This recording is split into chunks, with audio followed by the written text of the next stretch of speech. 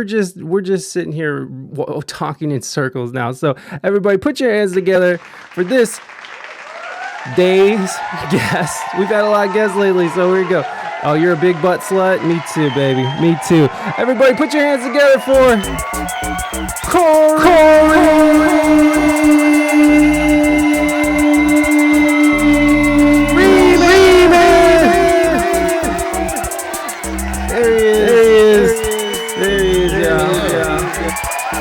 Ooh, baby.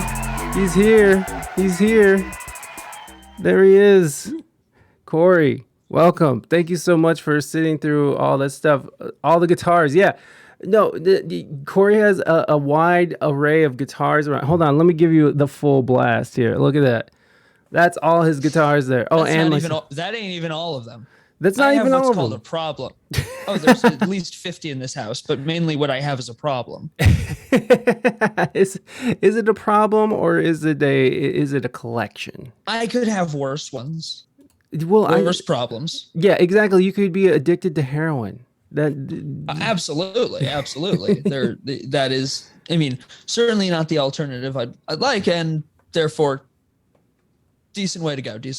I would say having those guitars is probably a healthy outlet for it, because I feel like if you're not addicted or pursuing something that's not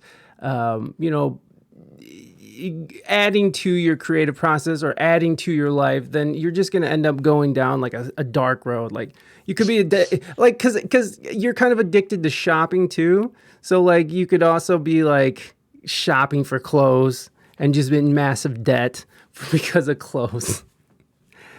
So I don't know. There's that thought. Yeah, no, not that I don't empathize with the clothing issue as well.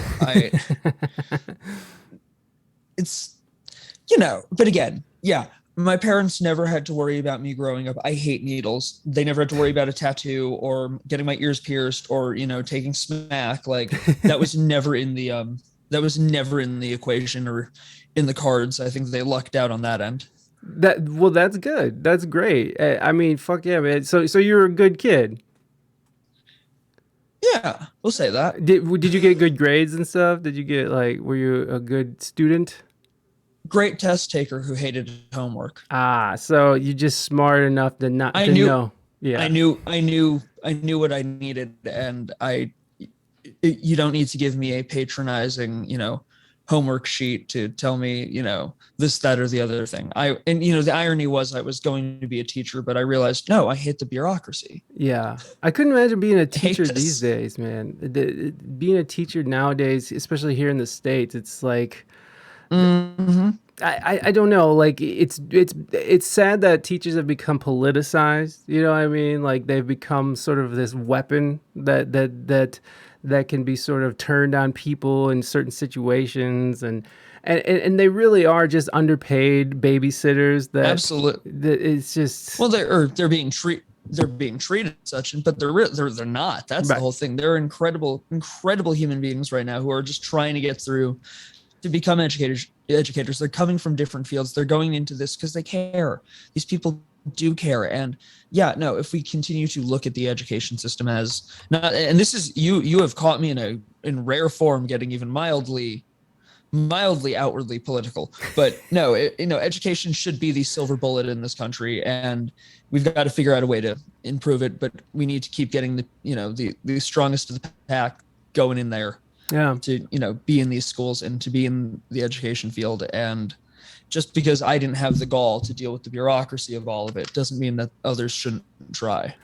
Absolutely. It's just sad that how we treat our teachers and how they are just how they're like looked at as I don't know, they're looked at as not really, I don't know, it just in a disrespectful way, and a very, I don't know, like just they're easy to write off. And I don't like, to me, they should be, like you said, they're the silver bullet of our society. They're the building stones. They're the foundation of what our kids in the future are going to be. and they're so underappreciated, and it's just a sad state of the situation. I mean, when you look at where America ranks on education, we're the best. We claim we're number one, but what are we number one at? Obesity is like fucking pollution. We're definitely not number one in education. We're not even number one in the fucking internet. Like we don't even have good 5G. It's a fucking lie. 5G is a lie in the United States. I hear in South Korea 5G is real shit, but not here. I don't know.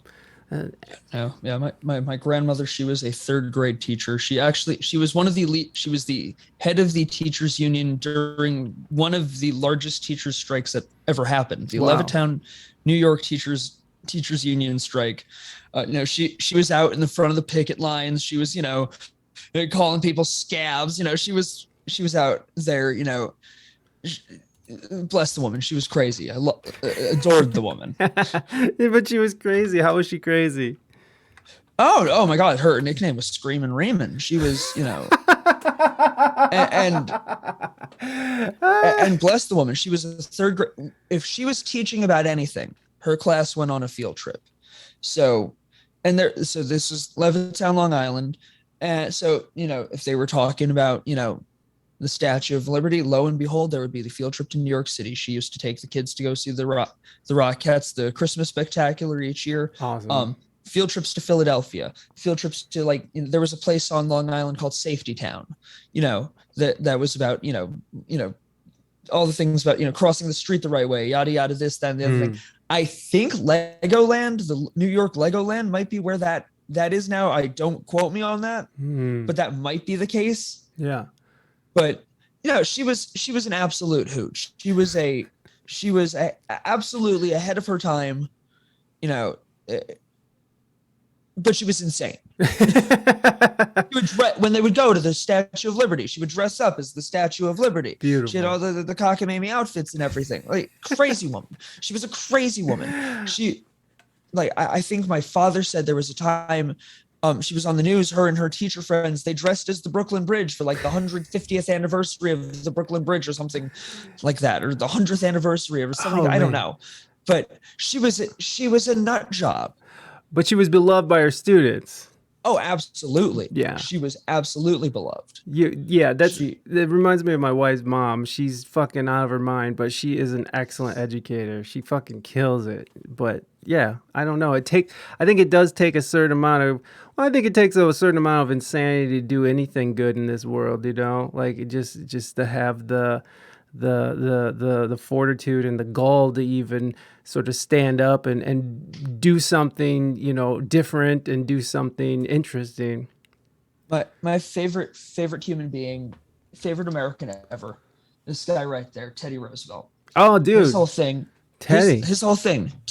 If you have the ability to do something good, do it. Yeah. Why can we not help both the employer and the employee at the same time? Let's have, the Bruce Springsteen mentality. We can, if everybody, none of us can win unless everyone can win. Yeah.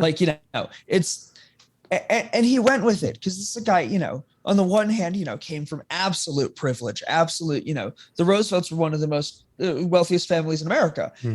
But at the same time, he barely survived the age of 3. Right. He had crippling asthma. He was my other thing, if you couldn't tell with the whole educator thing, I wanted to be, if I was going to go in, I was going to be a history teacher. But I literally keep him on my desk. I literally keep that was a postcard. He helped end the Russo-Japanese War, the first American to ever win a Nobel Peace Prize. He decided to have a luncheon, not a dinner, no chairs, no anything. That was his whole thing. No chairs. Everyone's going to stand and no one's leaving this room until we figure this out. The Russian delegation, the Japanese delegation, they were all there, Sagamore Hill, Long Island, in his living room. Wow. This happened. No chairs. That's interesting. No one's going to be comfortable until we figure this shit out. Seriously, that was the thing. He was never supposed to be the president either. He was the vice president. The Republicans of New York said, let's get him out of New York. The vice presidency is the place where political careers go to die. Yeah. Unless, of course, the president gets assassinated.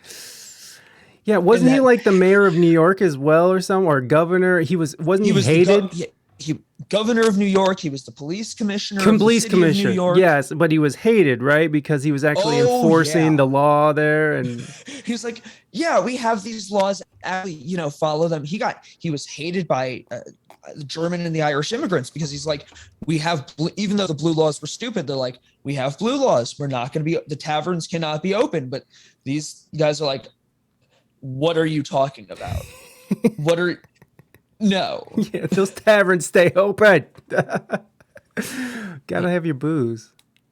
Yeah. Yeah, no, there was a parade or something, and they were the German, whatever association of New York City was going by his apartment, and they're like, they're trying to call him out, and he yells from his balcony something like, "Ich bin here." He barely could speak German, but he's just like, "Come at me, I don't care." yes. The dude was a pisser. The dude was an absolute pisser. The coolest man.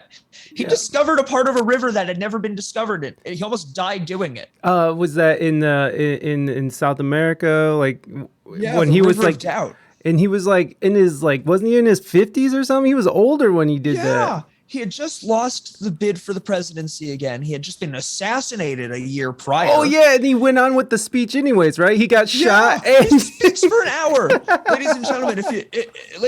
If it's unaware to you at the moment, I had just been shot, and he shows his wound to everybody, and he keeps talking until he can't. He had a collapsed lung.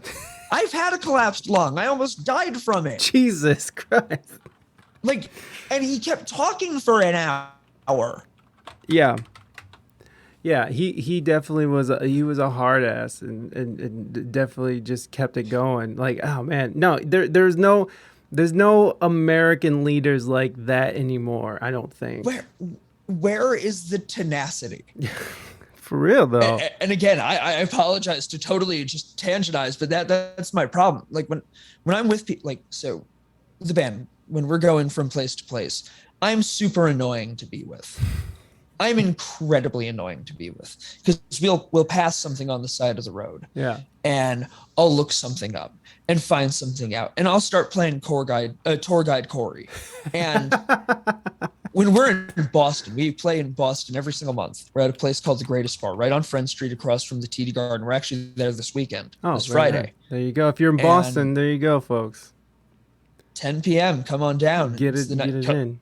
Yankee Red Sox game at the best sports bar in the city of Boston. There it is. Like, why go down? There's the whatever country concert going on at Fenway. Ugh, no, know what? Go watch the game. Yeah. And I'm not for my own safety, I'm not gonna specify my allegiances, especially where I'm going to be playing, because I don't want to get crucified. But so I'm gonna sit there really, really quietly and try to not pay attention to the fact the game happened.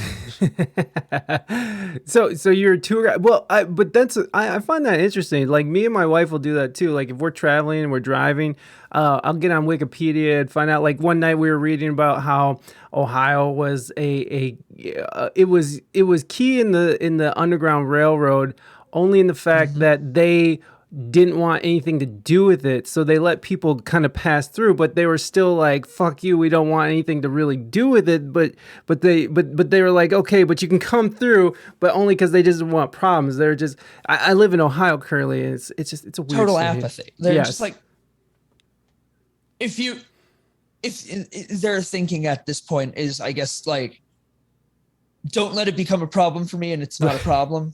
Like, Yes, like that mentality stands. which oh God. But Yes.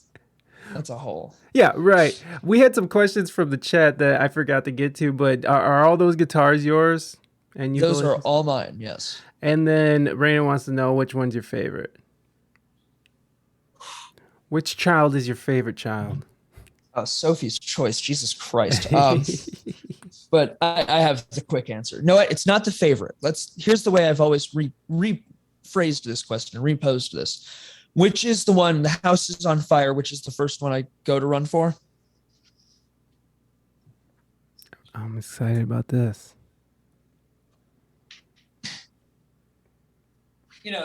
of course, the most inconvenient tattoo in a fire, seeing as I am currently on a loft. I'm in a loft with a spiral staircase nonetheless. Oh, So like totally, if we're going for that, being alive thing. But no, this is my baby. This is my child. This is my Gibson J45.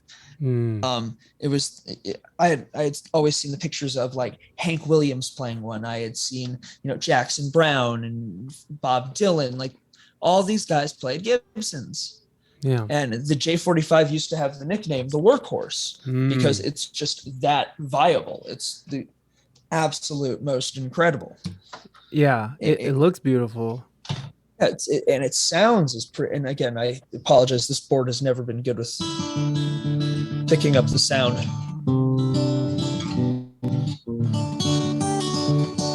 It's perfect. It looks and sounds as good as it is. Yeah.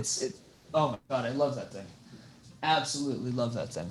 Yeah, I thought that you were gonna go for an electric, so it surprised me that you went for the acoustic.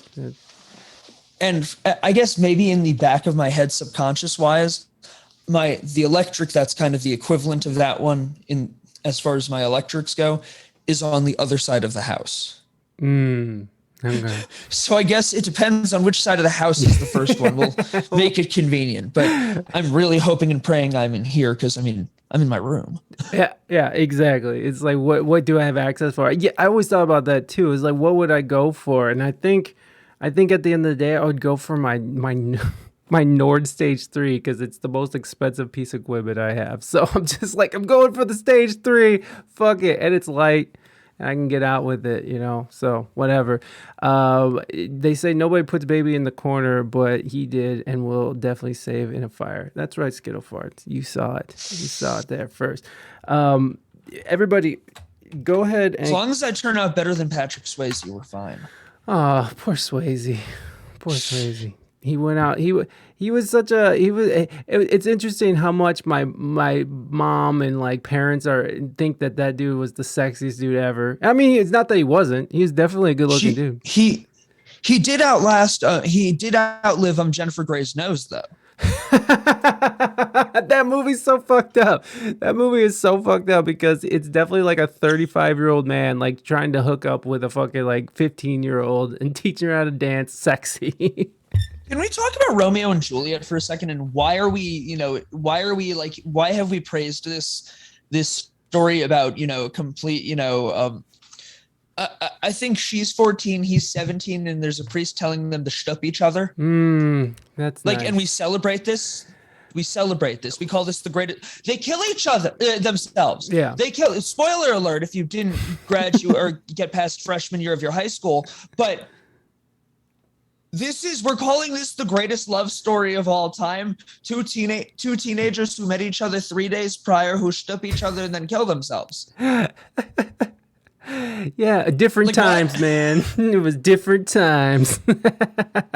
No, it is weird. It's weird these stories that get glorified that are just inappropriate to say the least. And don't get me wrong, like I love Shakespeare. I'm a nerd. I understand this, but like the fact that no one else had delved into psychology as deeply as he had, like he wrote and put together some of the most evil, terrible characters ever. Iago from Othello is the most evil villain, the most sinister and disgusting villain. And there's Judas in the New Testament. Yeah. Like this dude is sinister.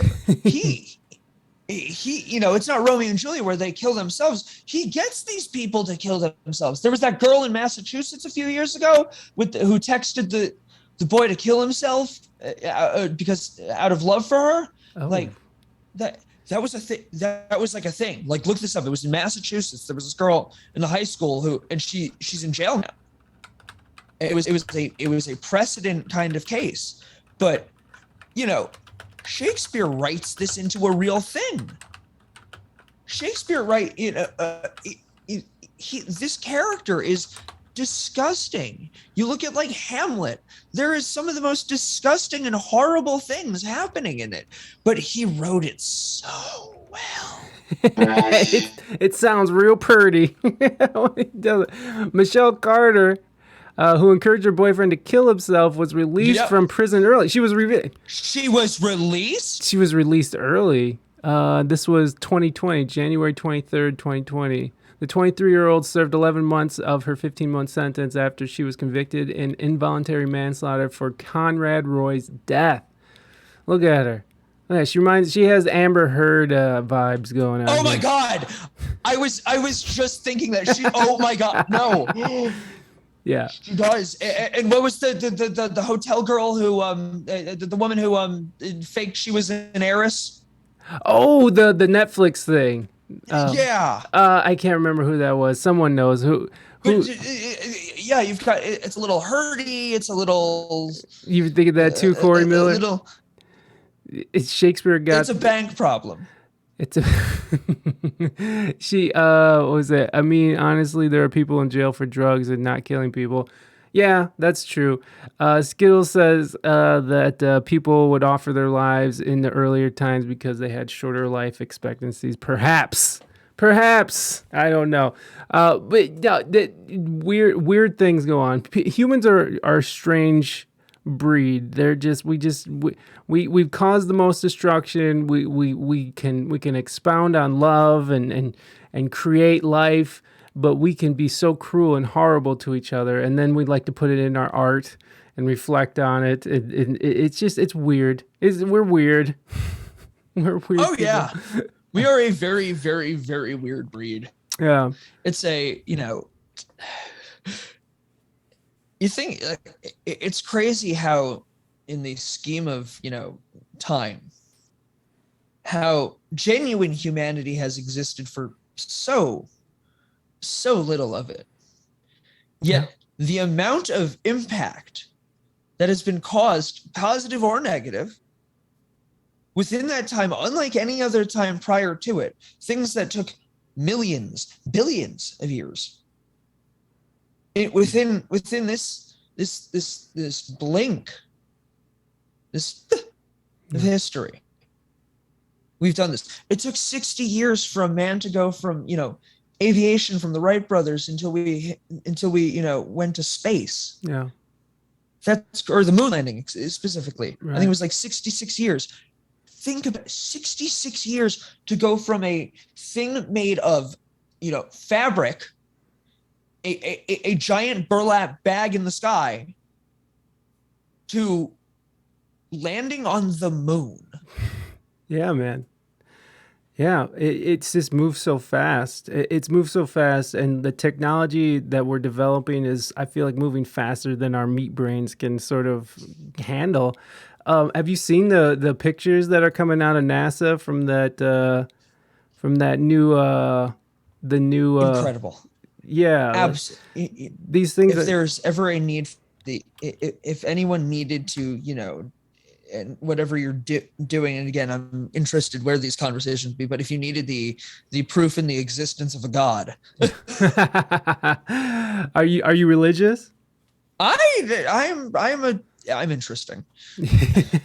Hey, I agree. I'm having a great time right now. That's a big space booty hole. That's no, but that's incredible. Well, That's the fact that's natural art. Yeah, for sure. And if anything, when you look at this, I mean, these are thousands of galaxies, right? Like, these aren't stars. I mean, these big shiny things that are blinging out, those are stars. But like, these are all different galaxies that are just exist out in the universe. And I mean, if not a god, at least other life forms out there. I mean, something's else is out like there. how the AA handbook. I partake in alcohol, but I know the thing is, you surrender yourself to a higher power, however you may view it. That is the however you may view it. Yeah, I would say that is the extension clause. That is the however you might view this higher power. That is it. Yeah, I think you're right. I think you're right. So you are religious. You aren't. You have your own ideas. You can talk about it if you want or not. I'm I'm a I'm very casually an NJB, I don't know what that very means. casual, nice Jewish boy. Ah, okay, nice. All right, let's go. But you know, Oh shit. it's no, I eat bacon. I'm not like Not the trust me. best. I know there are people that are gonna look at me as Shonda, but whatever. I'm ashamed, whatever. No, what I'm doing right and trying not to be an asshole. I think that's really ultimately what it comes down to. However, we believe in this, that, or the other thing is whatever. If we can all get on the same line of uh, don't be a dick. Yeah, I think that's probably the best way to go about it. Yeah. It's like I was raised And Catholic. It's not really my thing anymore, but it's a like, club. yeah, yeah, No, and know what? And I'm not going to say it's not important to me. That's another like that's the other side. It is a crucially important thing. Again, I usually don't touch into it, but no, not to get incredibly dark, but not all, my grandmother never met her grandparents. ah, They they escaped the camps in a smokestack. wow, Like, and as a result, that is it's a multi-generational trauma to a degree. absolutely. And so, do I know that there's something in the future that I want that to be a part of my future and whatever that future lies? Absolutely. And it's not like it's not a burden kind of thing, but it's an important weight on my shoulders. I will say that Yeah. it is crucial. I had my bar mitzvah. I want my kids to have a bar mitzvah.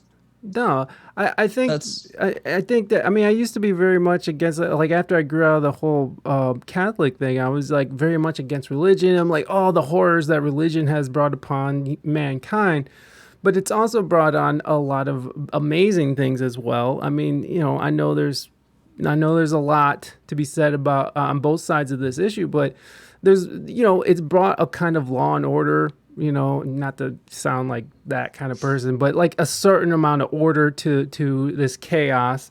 It's brought on, it's given people sort of a guiding light, and I don't know, like it's hard for me to say. I think I float more on that whole like this is God, right? To when me, you use it to me, when you this is use it the God. right way and you contextualize it the right way, it can be an incredible thing. Yeah, However, if people are going to use it for the wrong ways, I think there's nothing more depraved. yeah, To absolutely. when people abuse it for their own personal gains, as opposed to using it as a greater context or just a guideline that can be questioned. Yeah, Yeah, nothing's set in stone. Nothing's set in stone. Do things the right way, and ultimately, in the end, be the best kind of person you can be. If you're in a circumstance to do the right thing, do the right thing. If you're in a circumstance to not do the wrong thing, don't do the wrong thing. yeah. Like, and it's a shame that a lot more people can't get together on the similarities in that middle section of the Venn diagram, as opposed to the two other circles kind of floating around. Yeah, absolutely. But God, you're getting me fucking heavy today. Jesus oh, Christ. sorry, man. It just happened. I wasn't planning this. No.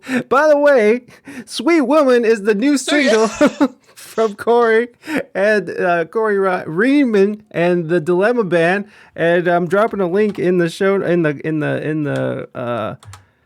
Oh, that's not it. I'm dropping a link in the chat, y'all. Go and follow Corey. You can go to his website, and then there's the song whip for his new single, which is "Sweet Woman," and that'll take you to this page where you can, go to your preferred streaming site and listen to the goddamn song. We'll listen to it a little bit later on the show here, so we can do our thing. But yeah, man, no, it is a.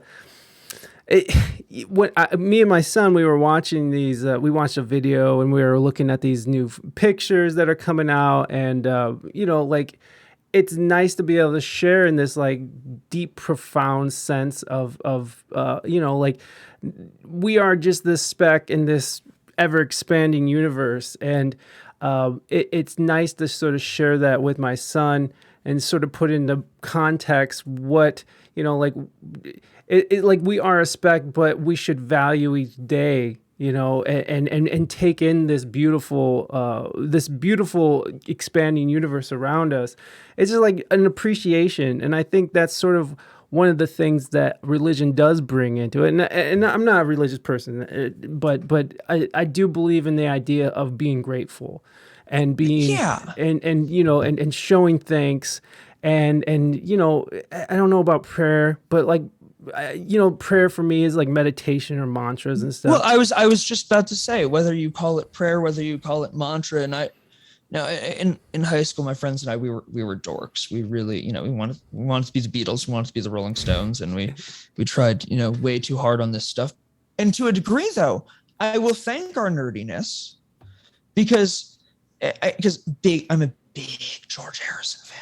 Oh, he's great. I love George Harrison, and through learning, I started getting into a little bit on the TM side and looking at the stuff that the Krishnas were doing. Now, trust me, there's some crazy stuff with those guys. There's some terrible things that some of the sects of the Krishnas have done, but I think that's any kind of organization like that, you are going to find that. Yeah. But to the degree of the physical power of a mantra, whether or not you're going with the premise, whether or not you're believing in Krishna the Destroyer, or Shiva the Destroyer, or Krishna and Om as the power of the word of life, whether you're getting behind that, the physicality, even down to the pain in your jaw, there's something that comes from that repeated motion. It's why you feel good when you work out, when you do push-ups, when you swim in the pool. It's that same premise. It's that repetition that's bringing about something. Yeah. It's a very heavy thing from something so simple as, pronouncing certain words. Yeah. Finding a mantra, finding something, like even talking just positive to yourself, like, because people spend so much time on shitting on themselves just in their own minds or out loud. Just having that, like I would meditate a lot in the steam room after a workout. I'd go into the steam room and I would just like push it hard in the steam room and meditate through that while saying, what was it? I love myself so I can love other people. And because that was something that I had a hard time working on in my life, is actually accepting myself and loving myself for who I am. That was something I just said.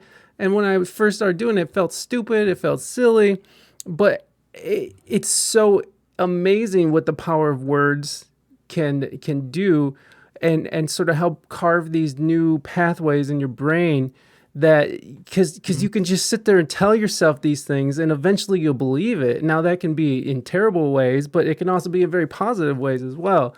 So yeah, the power of some sort of prayer, some sort of gratitude, some sort of mantra, it's a very, very powerful tool. And I think that's sort of something that's getting lost, with the idea of religion being lost out of society.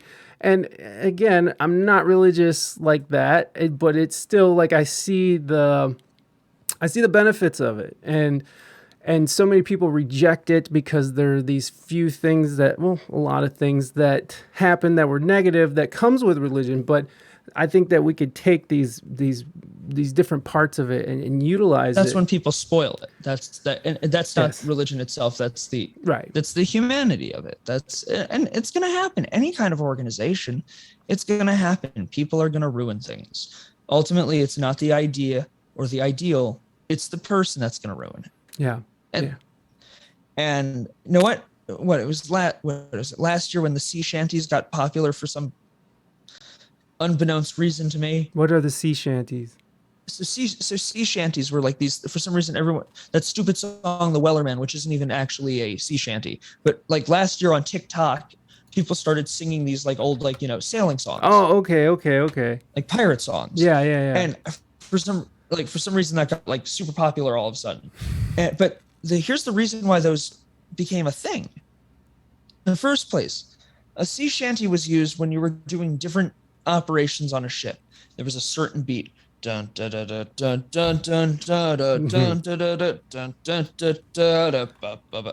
It was whether it's a song, certain, whether you're moving like a high sail, low sail, moving something that required some kind of repetition, some kind of beat, those songs were being used as for a practical application to move things smoothly. And it's the same premise there.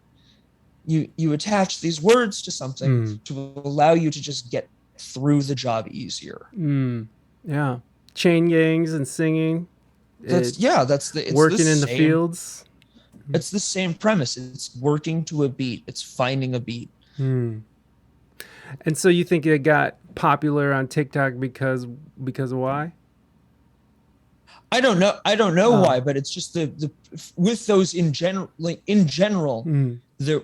I think it's funny, like these song, the fact that I guess they became popular again for just, I got again reasons unbeknownst to me, but Yeah. yeah, the whole purpose of them, as silly as they were, things. Yeah, what would you do with drunken sailor? What do you do with drunken sailor? Like, there's a reason for those things. There's a beat to it. Notice that Mm. it's a steady beat. There's no change in the song. Right. Yeah.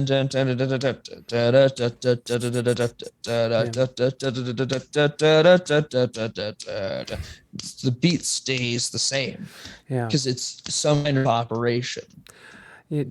Gene blames Assassin's Creed, so there we go. He has everybody has their opinions. No, it's interesting. It's interesting though that you bring up TikTok and like what's sort of becoming popular with it and how music is sort of being changed, like the consumption of music is being changed through TikTok and there's a whole industry now where you can pay people to get your music on a content creator's page and they'll do a little dance to it. And that actually generates revenue because it generates stream for your music because it's linked to, the ASCAP or whatever. And so you do Yeah. get some money off of it. So, but it's really interesting. Have you seen are you familiar with Stranger Things? And So yeah, are you bringing up Kate Bush? Kate Bush, Metallica So is sort of doing all that. But go ahead. so yeah, no. So with the Kate Bush thing, first of all, I'm just gonna do it because I know it. To make myself feel good. Yeah, I'm a goddamn hipster. She's been nominated for the Rock and Roll Hall of Fame 3 times already, and no one gave a shit before. No one did. I have voted for the woman 3 times now. 3 years of well, she's been eligible, first of all, for about as long as or 15 years at this point, maybe Yeah. close to 20. So all of a sudden, and again, I am so willing to be the hipster I am right now because you know what? Yeah, know what? Why did it take so long, people? I heard her first on Peter Gabriel's Don't Give Up. I heard that voice, looked up Wuthering Heights, blew my mind. Yeah. I lost my mind. So you know what? I'm happy everyone's finally on the page. I'm finally happy y'all got along with it. But you know what? Here in the States, she was never huge. She was almost as big as Madonna in the UK. Really? I didn't know. I didn't even know that. And that's, yeah, she was a huge star in the UK. Wow. She had #1 hits. She was, okay, probably closer to like a Cyndi Lauper. Okay. But she was gigantic. And it was before Madonna or Cyndi Lauper. This was in the 70s. Yeah. Going back and listening to her music, because I mean, honestly, I didn't know about her until I heard her on Stranger Things. I'm just like, holy shit, what is this? and then I went and listened to her albums. It's so good. Yeah, it's fantastic. It's fantastic. Yeah, man, it's interesting now that that these like Stranger Things and they can bring these songs back and now they're charting. Like Kate Bush is charting in the U.S. and it was #1 again in the UK.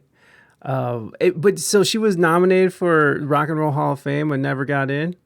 Yeah, she's been nominated 3 times yet. Sorry, Carly Simon had one huge song. The biggest thing that she did to music was that she almost ruined James Taylor's life during their marriage. Congratulations, Carly Simon.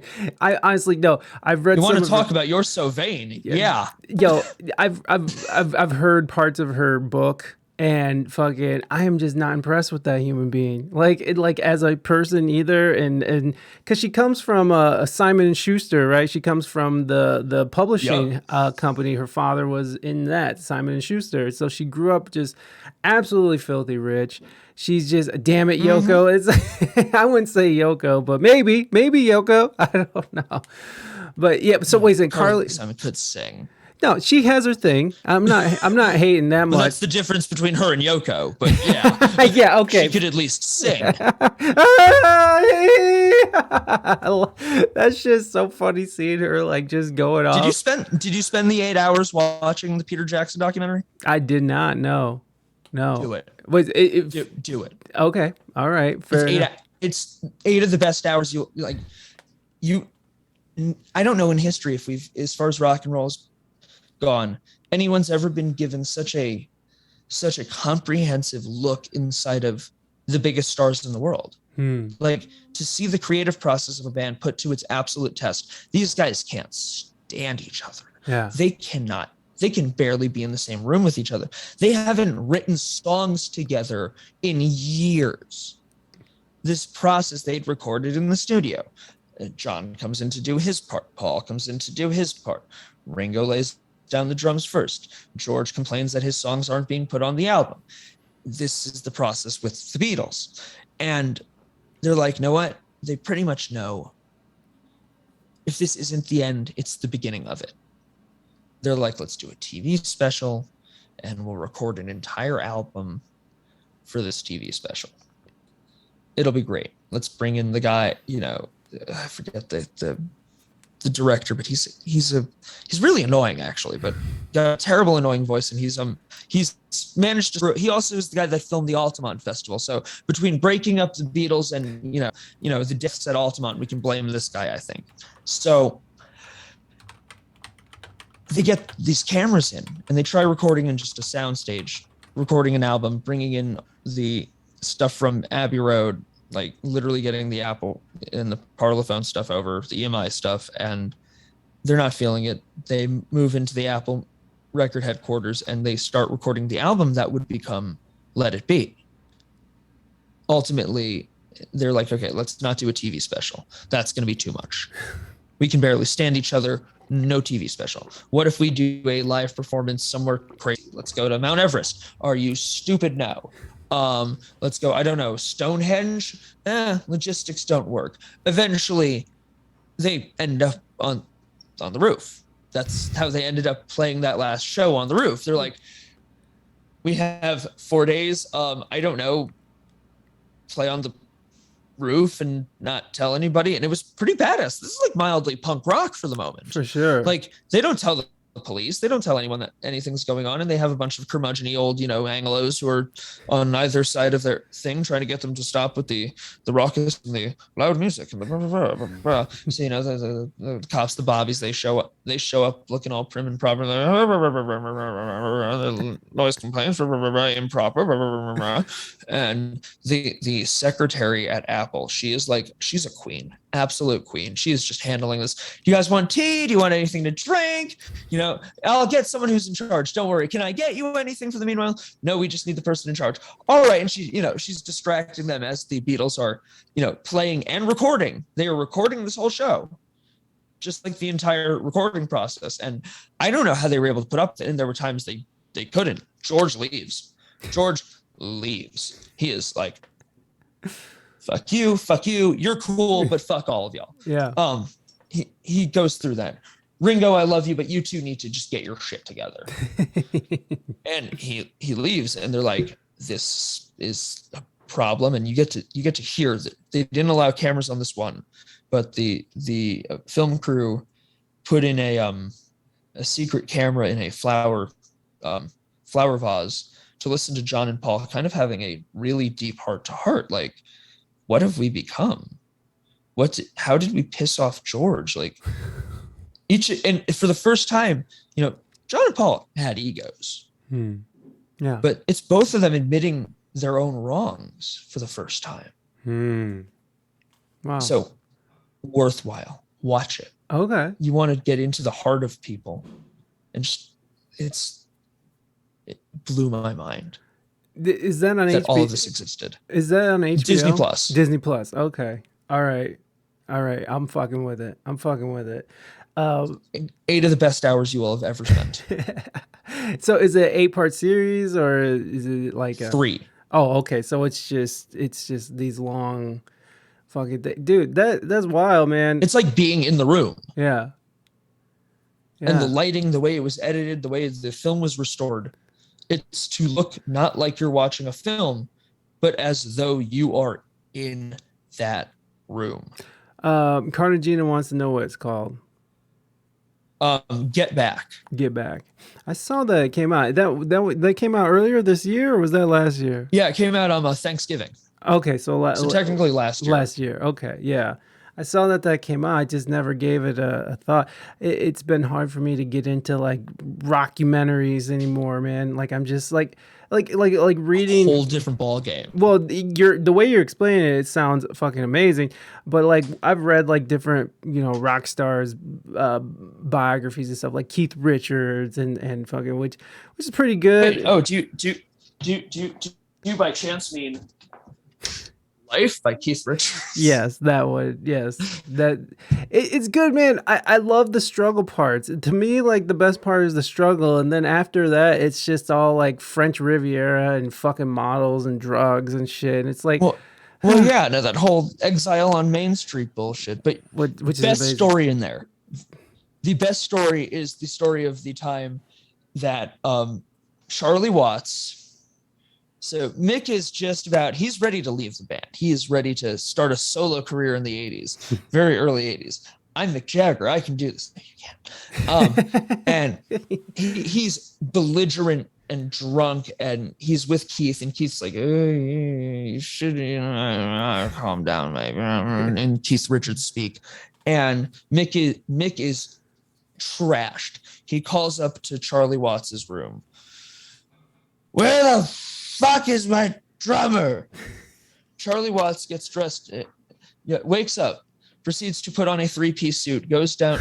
They're in a hotel in Paris or something, walks all the way down again, gets fully dressed, finds Mick and punches him into the Seine River and says, "Don't you fucking forget you're my fucking singer." That's a great story. Yeah. That is a great story. It's awesome. Yeah. Yeah, a 3-piece suit on top of that. Like he really had to like get dressed. He was really thinking about it too. I mean, that gives you time to think. You're fucking putting on your slacks. You're buttoning up each button, You gotta, that's real shit. The Beatles are my favorite band in the world, but if your argument is that the Rolling Stones is the greatest rock and roll band of all time, you're not wrong. You're allowed to say it, and there's no arguing it, because you know what? Just the sheer Charlie Watts alone. Yeah. And that time that Keith Richards, took his Telecaster because some guy was about to stab Mick Jagger on stage, happened live. It's like on YouTube. Like this whole, like the whole thing, like that. He saved him. He takes his guitar and smacks it over the guy's head because security couldn't do it. Like security could not do it. I was clearly, before I was ever a musician itself, I was a fan of rock and roll. I listened to records. I literally have thousands of them. I love rock and roll history. I love the stuff that comes from it. It made me want to do it. Yeah. Stuff like this. Yeah. But it's interesting. It seems like you don't live that lifestyle. It seems no, these guys did it already.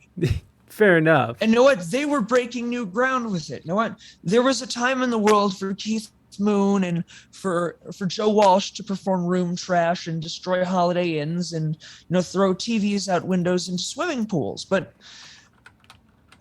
they did that already. Yeah, I mean, it is sort of passe now to like. Yeah, and like at the time it made sense because you're only in the second generation of like true what we know as rock and roll, and beyond just being rock and roll is the devil's music. Like we're just fresh. You're fresh out of that, even in the 70s, and not that it's justifiable what those guys were doing and the amount of damage they caused, but there was something almost like You're not going to pay attention. Watch this. Yeah. Watch this. And I don't condone it. I think it's stupid. Vandalism is stupid. Yeah. It's useless. I get it. You can make a great point, do this, that, but it's useless because it's going to get washed away, or you damaged something that shouldn't have been damaged. And it's not a victimless crime when everybody's the victim. Yeah. Yeah, I mean, what are you really doing? You're just like fucking up someone's, their bottom line. You're just making someone have to come in and fix shit, and it's like, it's ridiculous, man. What good is it gonna do? What's interesting is, you brought up Joe Walsh's stuff, and this just came out to yesterday, but pull you over here. The Rock and Roll Hall of Fame curator charged over $1 million worth of stolen Eagles lyrics, and he was a curator of the Rock and Roll Hall of Fame. Disgusting. Craig Inciardi, Glenn Horowitz, and Edward Kosinski, I can't read shit, are all accused of being involved in a conspiracy that sought to peddle nearly 100 pages of Don Henley's handwritten notes and lyrics from Hotel California and Life in the Fast Lane to potential buyers. So there's 3 men who decided that they were going to go out and and one of them was the curator of the Rock and Roll Hall of Fame. And it's just like, God damn it, these people have nothing better to do, or they not get paid enough money. Like, I don't. And these people, like, there's a lot of stuff in the hall that's owned by the Rock and Roll Hall of Fame. There's a lot of stuff that's donated or borrowed by the Rock and Roll Hall of Fame. And they have a large warehouse of people who like loan them stuff because they can't hold on to it. And these artifacts are considered and deemed too important to just let go. And to abuse that, because I get the people who are like, oh, there are people who are like, what's this like idol worship bullshit? Like you're like sticking a bunch of outfits in a hall. But you know what? That means a lot more to a lot of people. Like the losers like me are the guys who stay at the Rock and Roll Hall of Fame for 3 days in a row, looking at every artifact and every detail and trying to find something that they said wrong. Yeah. Like those things are important. Those are the things that change lives. So Henley has been trying to recover the manuscripts for years after the documents were allegedly stolen in the 70s by an unnamed biographer who pawned them off to Horowitz in 2005, according to officials. Horowitz allegedly brought Inciardi and Kosinski into the fold, and the trio began working to sell off the documents to various auction houses, including Sotheby's and Christie's, as well as trying to coerce Henley into buying back the property that rightfully belonged to him. So he had this shit stolen from him, and then someone bought it. The whoever his name, Horowitz, bought it. So apparently Horowitz, he's a part of the Rock and Roll Hall of Fame. So they weren't in the Rock and Roll Hall of Fame, but he bought these and he knew they were stolen, I'm guessing. And which is possession of knowingly stolen merchandise. The DA's office began investigating the matter shortly before founding member Glenn Fry's death in January 2016, claiming that Horowitz hatched a plan to claim the documents had belonged to Fry, making the criminal investigation against the men fall apart. He allegedly wrote in an email that identifying Fry as the source would make this go away once and for all. In addition to all 3 men being charged with 1 count of conspiracy in 4th degree, which carries up to 4 years of prison, Horowitz faces a 1st degree charge for attempted criminal possession of stolen property and 2 counts of hindering prosecution. Wow. There you go. So it's disgusting. First of all, to say that, that's implicating that, Glenn Fry was doing something criminal, first of all. So this is a dead man who you're now kind of, saying was a piece of your criminal scheme. And again, to abuse what that organization is supposed to be doing, truly to do that, you're abusing your power. These documents do belong, because you know what? There's not enough room in the Library of Congress for each one of these manuscripts, and they're just as important as some of the garbage that's sitting in the Library of Congress. You know what? Not for nothing, I can pay. If I wrote a one-piece paper, I could have it that gets published. I can pay to have it put into the Library of Congress. Right. And that's like a genuine thing. Yeah. Yeah. But these documents belong somewhere. And that organization, as corrupt and stupid as the choices that they make are, and lots of them are, and I don't like them. It's you know what? It's like being a Catholic and complaining about the Vatican. Still Oh, Catholic.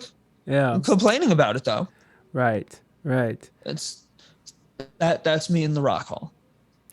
Yeah. I Not mean, to say that Jan Werner is some kind of Pope-like figure, but I'm just saying that he's an asshole. But that's a whole other story.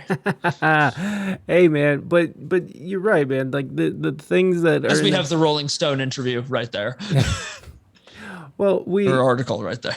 it's I mean, it is a place of worship in a sense, though. You know, it really is. I mean, It is. the fact that there is a place where people can kind of go and be in the presence of greatness. I mean, that's like you said, In a literal pyramid. yeah, in a little pyramid. It's literally in a pyramid.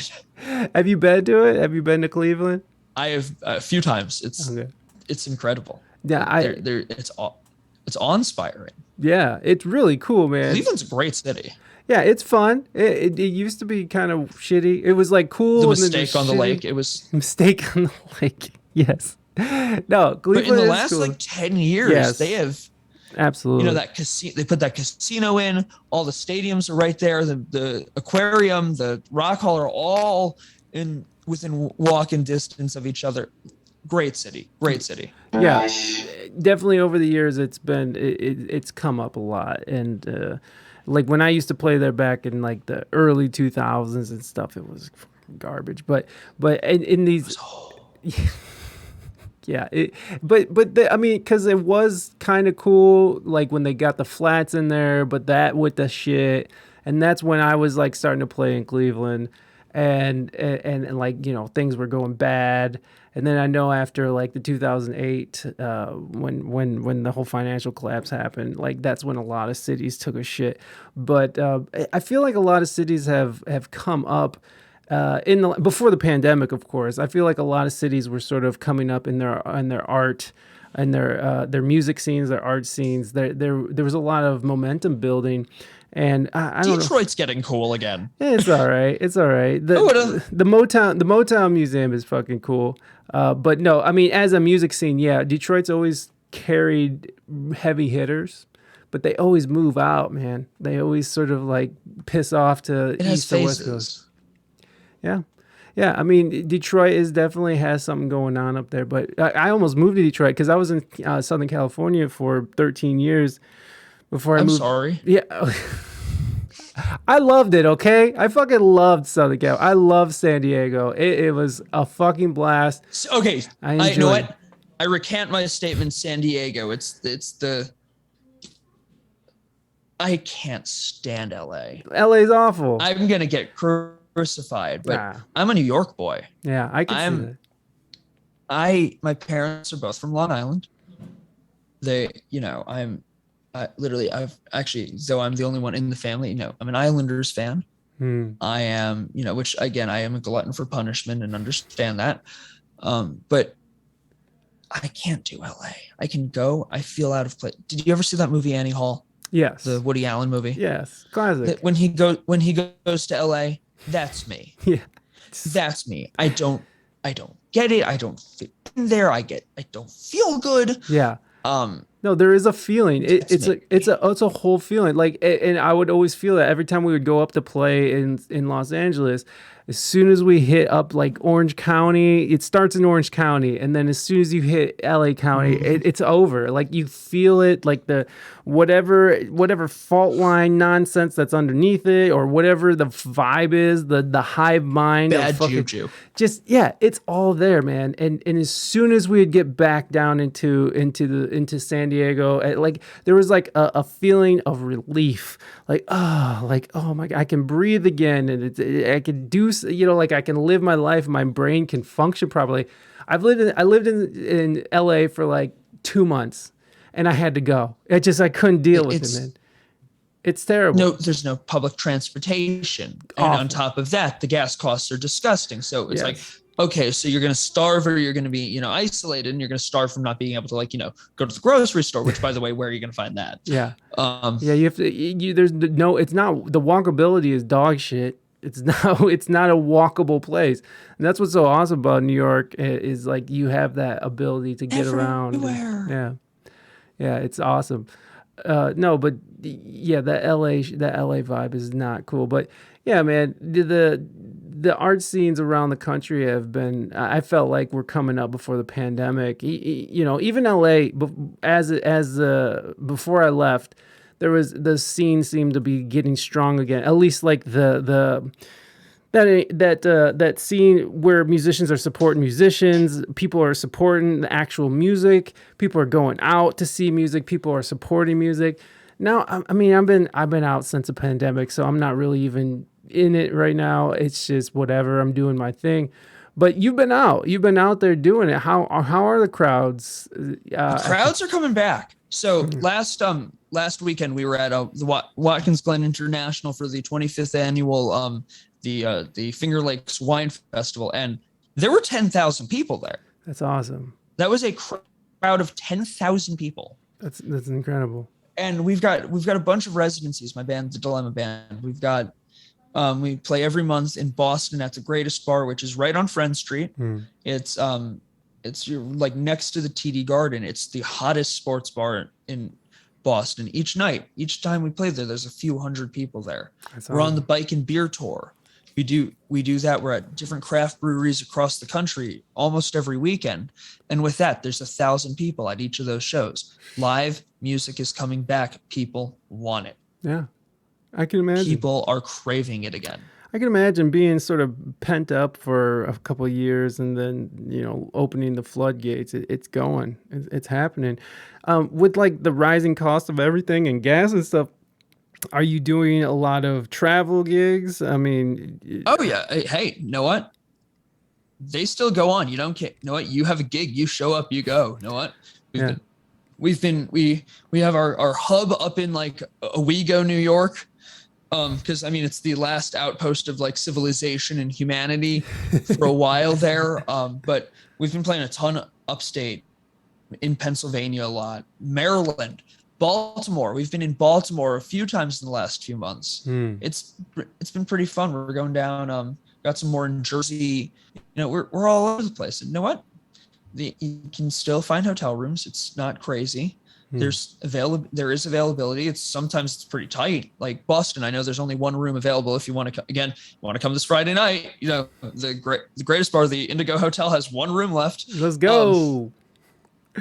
And no, but the people, and I think everyone took music for granted so much prior to the pandemic that this time around everyone's sort of saying, no, we can't do that again. And I'm noticing there's venues that used to have music that it's almost a good thing they're not going back to it, and they're allowing places that really should have beforehand handle that. And as much as I loved some of these restaurants, as much as I loved some of these gigs at some of these places, it wasn't the move anymore because it wasn't conducive for good work for the musicians or the bars or these things. And again, I don't remember the last time we genuinely played in a bar. It's been a bit, but it was getting dull. Yeah. And I think the pandemic was almost a good thing in a weird way. Yeah, it was a refresh. Yeah. I could see that. Like that same thing happened here. I'm in a city called Toledo, Ohio, and like before the pandemic, you could work as a musician here, which to me was a huge surprise, especially coming from San Diego. San Diego was a destination spot, and I was like a hired gun. So I was just out playing with, you're paying, I'm playing, and, had to get by. San Diego was expensive. But when I got back here, I was really surprised that there was a live music scene to where you could work. And now is the live music scene popping off with like awesome original bands and like original music? Not really. There's not a whole lot of people. There's not a whole lot of choices or venues that facilitate that.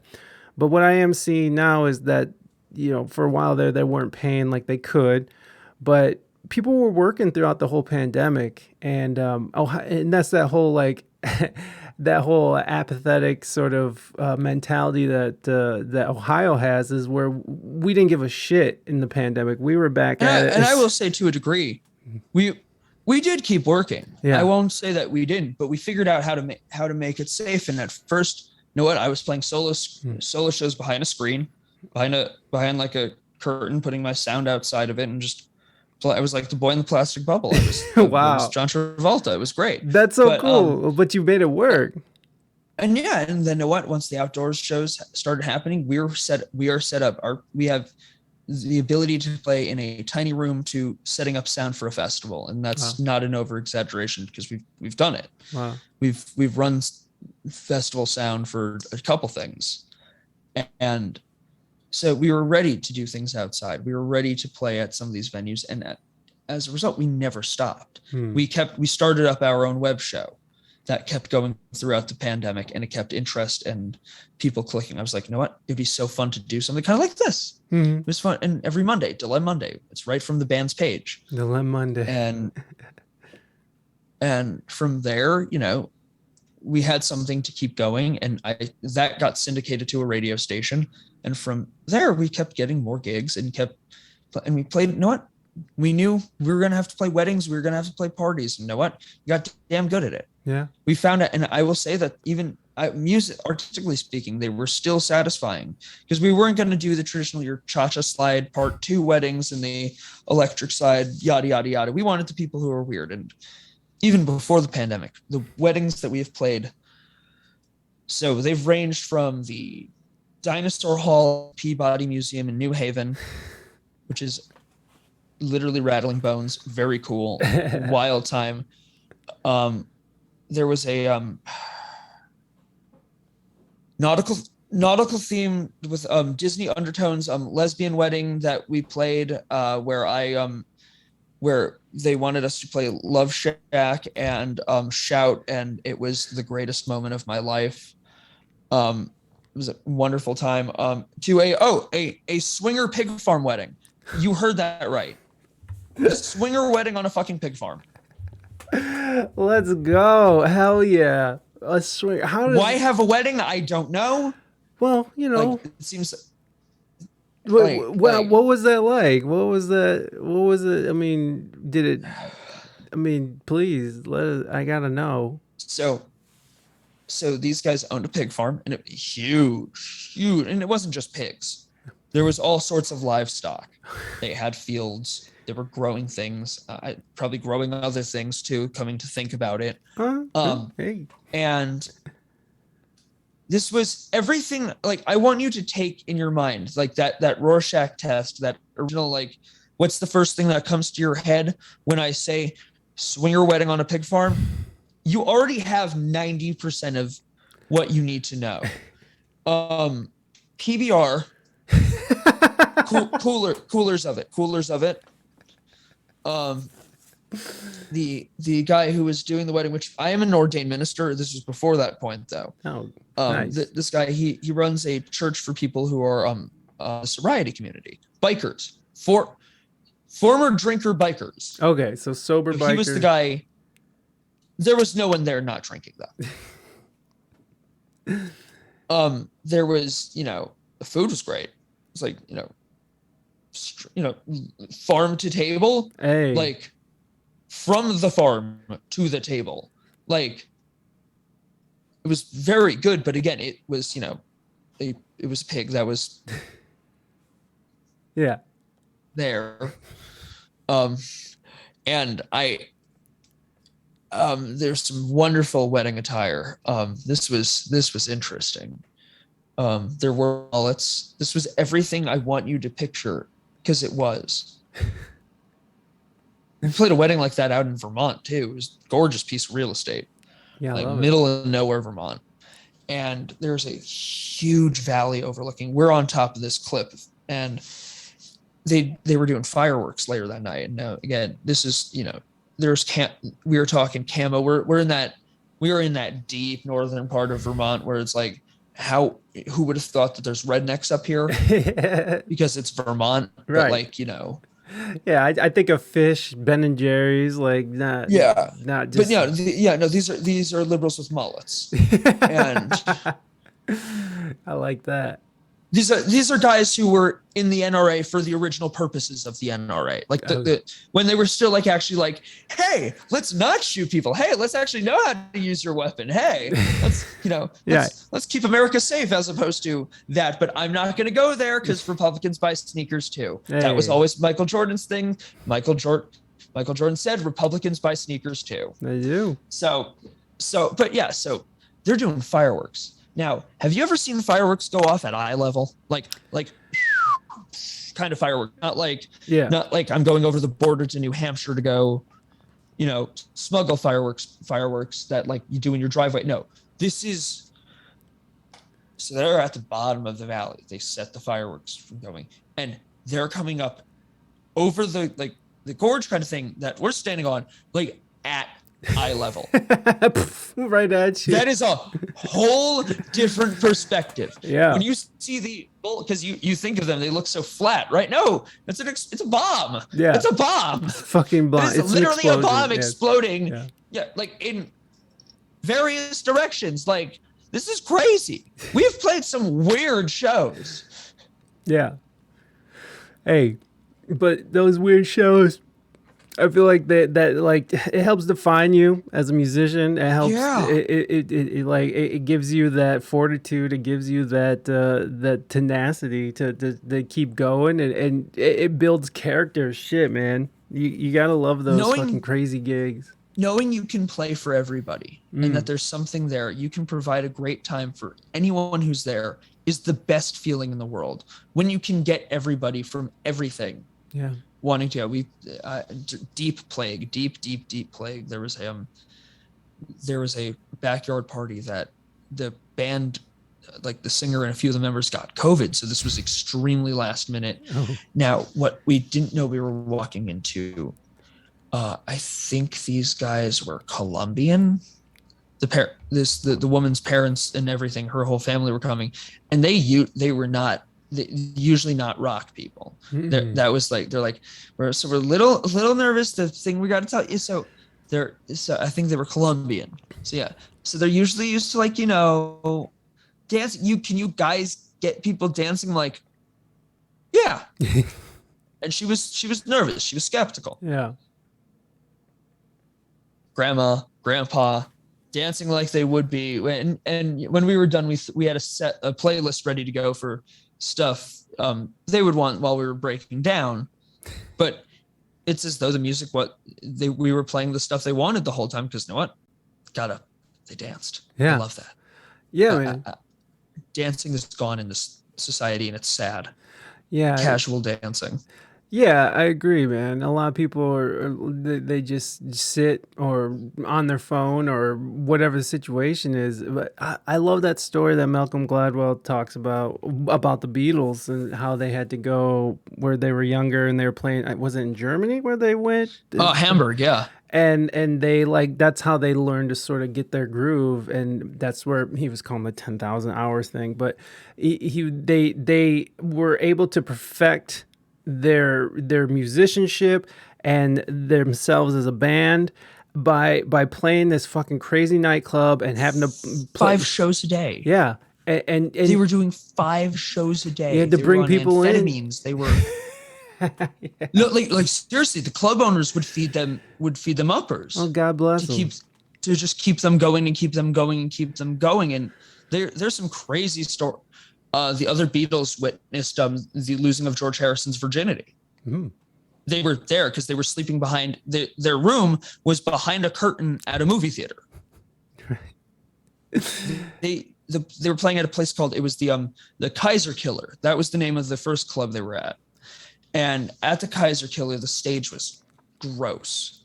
So this other band, Rory Storm and the Hurricanes, and the Quarrymen, or maybe recently the Silver Beatles, or maybe the Beatles at this point, are playing a double headliner. By the way, Rory Storm and the Hurricanes have a drummer named Richard Starkey, who will later get friendly with the Beatles there when he changes to his stage name Ringo Starr. Hey. But the stage was gross. It was splintering. This wasn't safe. So Rory Storm and the Beatles, they hatch a plan together. Everyone should play the most ridiculous show of their lives, jump around, everything, and get the stage to break. Because if the stage breaks, then they have to fix it.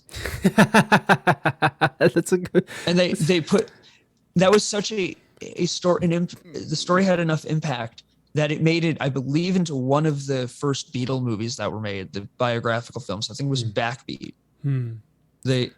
They include this sequence, and that was a real story.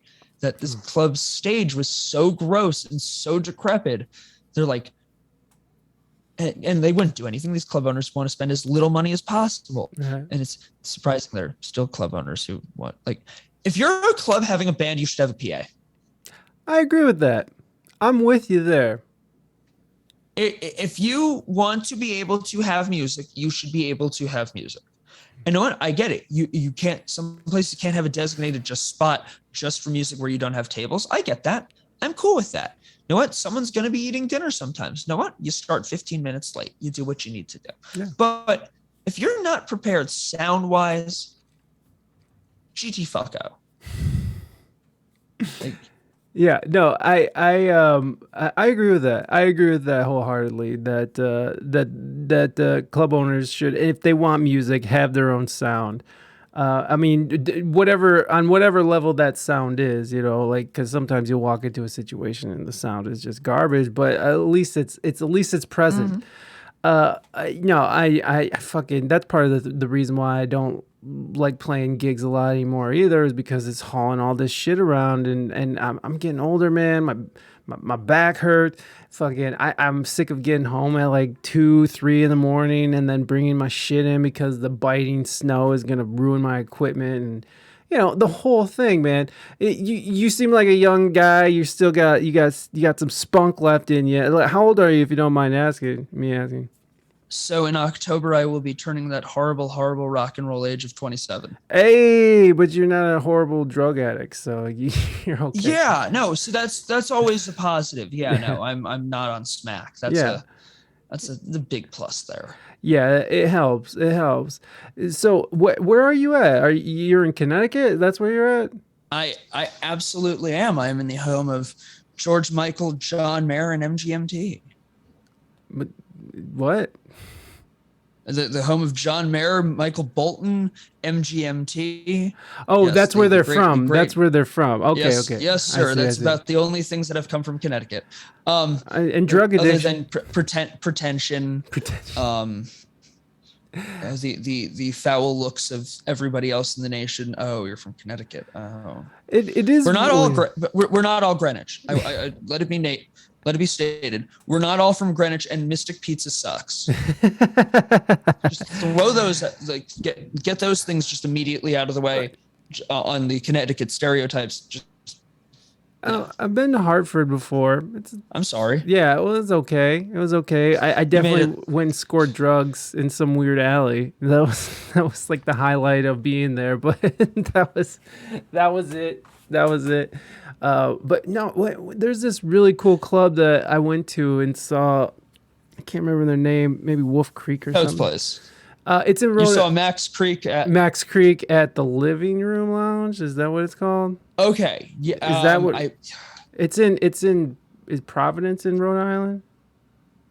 Providence is Rhode Island. Yeah. Okay. Max Creek, very good. They were one of the, like, kind of, they were a band following the Dead. Yeah. Like, they weren't Deadheads. They were actually a band and they opened for them quite a few times. Like, that you have like some people who are still just as devoted as Deadheads are to the Dead in this area to Max Creek. Yeah, that's how it was. That was the whole vibe. That's what I love about it. We got a band like that here in Ohio called Acoustic Hookah, who are very much in that same vein, and you know, people traveled around with them. And yeah, Max Creek, and they had Mike Gordon showed up and played.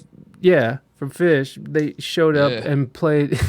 He was such a dick too. He was awful. Like there's not really a place to go in that venue. I don't even know if it exists anymore, but there's not really anywhere to go backstage. So it was all there was one of those barrier fences, and he had literally just had his back to people, and people were trying to talk to him, and he was talking to the band. People were trying to talk to him, and he ignored everybody. And he's just I'm like, not a fish guy. I like fish. They're cool. I I like the I Dead was more, but fish is I cool. that was that was always I am a Dead guy. Yeah. I went to my 6th show 2 weeks ago. Yeah. How was Hartford. Mayor? That was the night that his dad had the heart attack. Oh no Or shit. unless it happened. So he must have had the heart attack during the show because Oh. but they were on. Like the next day's show got canceled. That night though, this was the set list out of this world. Set 2 especially, oh my god, but set 1 even, like Cassidy was the set ender. It was fiery. More. Jeff and John, between the keys and the guitar, they were just on. They were killing they were killing the end of the set there. It was phenomenal. Come in with Jack Straw going through, like, this was like they knew what they were doing that night. They knew that it was the day after. It was July 5th. It was the day after the 4th of July. So set 1, The Music Never Stopped as the opener. Liberty, They Love Each Other. Loser, Alabama Getaway, Iko Iko, High Time, Cassidy as the ender. Set 2, Jack Straw, Scarlet Begonias, Viola Lee Blues, Fire on the Mountain. The other one, Drums, Space. The Wheel, the other one reprised, Black Peter, and they end it with Sugar Magnolia. Damn, let's go. You can't ask for a better set. You cannot ask for a better set. Nice, man. That's dope. That's dope. Yeah, fucking. Oh man, those guys have been. I love that they just been doing it for all these years, man. I did a West Coast tour with them back when there was a time when Joan Osborne was traveling with them. Doing Donna's parts, and it just fucking, the whole thing was just amazing, man. The vibe, the people, Shakedown Street. I was selling fucking 3-2 beer in fucking Colorado. It was insane. But yeah, man, I fucking, you gotta give it up to those guys. It's just years and years of fucking just grueling touring, and it's what killed Jerry. It really was, man. He knew how much. It wasn't just him, how many people's livelihoods depended on them being on the road. Yeah. And that stress, that pressure is what caused him to relapse. It's what caused him to end up in the coma, and ultimately it killed him. The responsibility of all of it. Yeah. And they tried. By 89, things were getting out of hand. 90, 91, then there was that Deer Creek incident, and everything changed. What happened in Deer Creek? I can't remember. So Deer Creek, there was a show that too many people were going without tickets. And they busted down the gates, and there was 2x4s flying. There were cops getting attacked, and the Dead eventually they put out this letter. And even Jerry, who never, like, they used to try doing like these almost PSAs to the Deadheads. Hey, if you don't have a ticket, they had never been against it. They had never been against the miracle tickets, but they're like, if you don't have a ticket, do not show up. If you're coming here just to, just have it, just get wasted, don't come. Yeah. We don't want you. You've lost. We're not going to be able to keep doing this stuff if you guys keep acting like this. And this was weird. The Dead never turned on their fans. They were telling them, get your shit together. Right. We already have a hard enough time being who we are, doing what we're doing for you guys. It's hurting us. And I think the concert industry had a change at that moment, because even if the Grateful Dead can't keep their subculture going, the most devout fans in the world, things changed, and now we're in the era of the $20 beer at a Dead show. Yeah. We have entered. The only water you can get is, and I'm not dissing on it by any means, but the Liquid Death, the canned water, again, very good. It's carbonated at the same rate as a beer would be. It was made for singers. Yeah. But it's depraved to me that that's the only water that's available, and it's $9 a can. Yeah. No, it's terrible. That's dangerous. It is, man. It is. Things have gotten really, really wild for concerts, and to the point where I'm not even really. I mean, I want to see some of these bands, but I'm just not that interested in going as much anymore. I mean, again, you're a young man. You got years of concert going to go to. So but this is me. I'm an old man. I'm getting up there. I'm almost 40. Okay, I'm almost 40. Bullshit. I swear to God, I'm almost 40. Uh, Really? yeah, man. I told you I toured with the Dead in 2003. What are what are you using? That's my question. That's the thing. It's I know this is your interview, but what are you using? That's I because you don't moisturize my look that. face. I moisturize my face after I get out of the shower, and I'm half Mexican, so brown. I got a little brown going on here, so that Beautiful. helps. It Brown helps. is beautiful. Brown is beautiful. Absolutely, absolutely. No, man, it's a weird time for fucking music, but I dig that the next generation is out there doing it big, fucking still touring, still keeping the rock and roll spirit alive. Uh, I'm interested in what you're. So I know before the show you were sort of saying that the iteration of the band that was in one of the videos is different. Are you the primary writer, and do you sort of hire people as you go? It's kind of And yeah, so that was always the thing. I was the one who had the vision. I was the one who that was the dilemma was my band. mm, And for a while there was some stuff, and we tried some things out. We tried you know different configurations, and ultimately in the end though, I have a vision here. And it's not to come off as pretentious, it's not to come off as anything, but know what, sometimes you've got to you've got to take the step and say, you know what, I know what my vision needs. mm, yeah, And there are things that didn't want to compromise. And on the one hand, I through changing my methodology, you know what, it is Corey Rieman and the Dilemma Band. It's not the Dilemma, it is Corey Rieman and the Dilemma Band. right, Because I went years trying to give in to this, and I'm like, you know what, that's not going to be it. And from this point on, I'm like, you know what, I'm going to be with guys who know what the deal is, know what this is. I'm not going to, there's no more compromising on it. I know what needs to get done. I know who I need to be with. And through the change of the mentality, I've now found the guys who are loyal bandmates. I found the guys who really do actually want to be there. I'm not getting used anymore. How are you getting used? There's a lot of when you're leading something. I always try to make sure we're doing things as well. We're not just going to the place, sleeping and leaving. So with that stuff, I'm not asking loyalty, but I'm asking, like, you know what? Come with us, hang out with us, do those things, act like a band. If you want it to be a band and be the Dilemma, why are you not coming for it? It's like, and people stop playing certain shows unless it makes them enough. Or it's like, they only do this and that. And eventually I took tallies on this. I was like, you know what? This is kind of BS. You're showing up when it's convenient for you, but you won't come to practice. You're, doing this, that, or the other thing. And it's great for you. It's like, you know what? I have guys who've been dying to play. I'm like, you know what? I'm not going to keep them on the side anymore. Yeah. And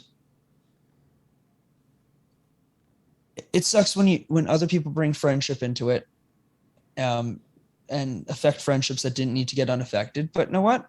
I'm also not going to sit around, sit in sackcloth and ashes and mourn over people not being there. I'm going to keep going. I had someone who was upset that I was not more upset that someone was leaving. And I'm like,